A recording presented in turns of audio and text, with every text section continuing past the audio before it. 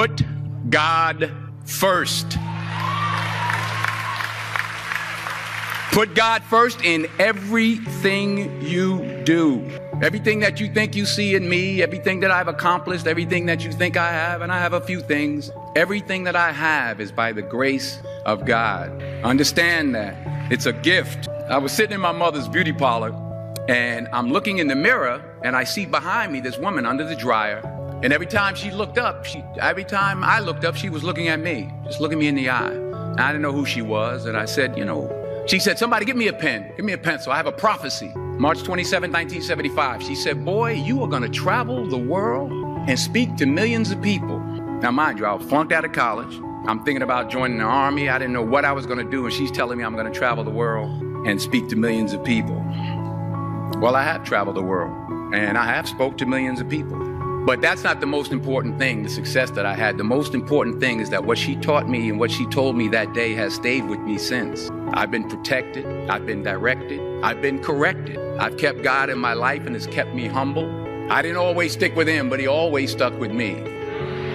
So stick with him in everything you do. If you think you want to do what you think I've done, then do what I've done and stick with God. Number 2, fail big. That's right.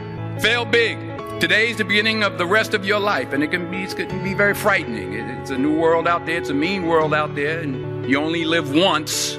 So do what you feel passionate about. Take chances. But don't be afraid to go outside the box. Don't be afraid to think outside the box. Don't be afraid to fail big, to dream big. But remember, dreams without goals are just dreams, and they ultimately fuel disappointment. So have dreams, but have goals.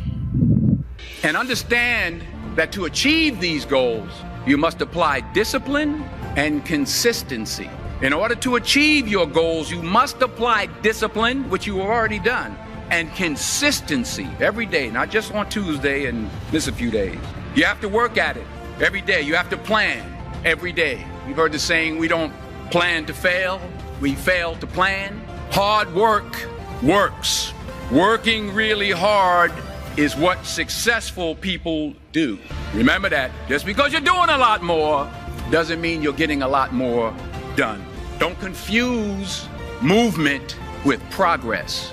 My mother told me, she said, yeah, because you can run in place all the time and never get anywhere. So continue to strive, continue to have goals, continue to progress. You'll never see a U-Haul behind a hearse. I'll say it again. You'll never see a U-Haul behind a hearse. I don't care how much money you make, you can't take it with you. And it's not how much you have, it's what you do with what you have. We all have different talents. Some of you will be doctors, some lawyers, some scientists, some educators, some nurses. The most selfish thing you can do in this world is help someone else. Why is it selfish? Because the gratification, the goodness that comes to you, the good feeling that I get from helping others, nothing's better than that. Not jewelry, not big house I have, not the cars, but it's the joy. That's where the joy is in helping others. That's where the success is in helping others. Finally, I pray that you put your slippers way under the bed tonight so that when you wake up in the morning, you have to get on your knees to reach them. And while you're down there, say thank you for grace. Thank you for mercy. Thank you for understanding. Thank you for wisdom. Thank you for parents. Thank you for love. Thank you for kindness. Thank you for humility. Thank you for peace. Thank you for prosperity. Say thank you in advance for what's already yours. It's how I live my life. That's why I am, one of the reasons why I am today.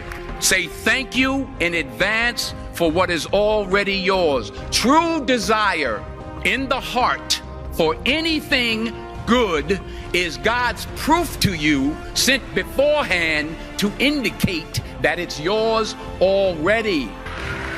I'll say it again. True desire in the heart, that itch that you have, whatever it is you want to do, that thing that you want to do to help others and to grow and to make money, that desire, that itch, that's God's proof to you, sent beforehand already to indicate that it's yours.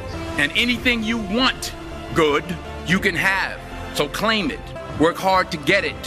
When you get it, reach back. Pull someone else up. Each one, teach one. Don't just aspire to make a living. Aspire to make a difference.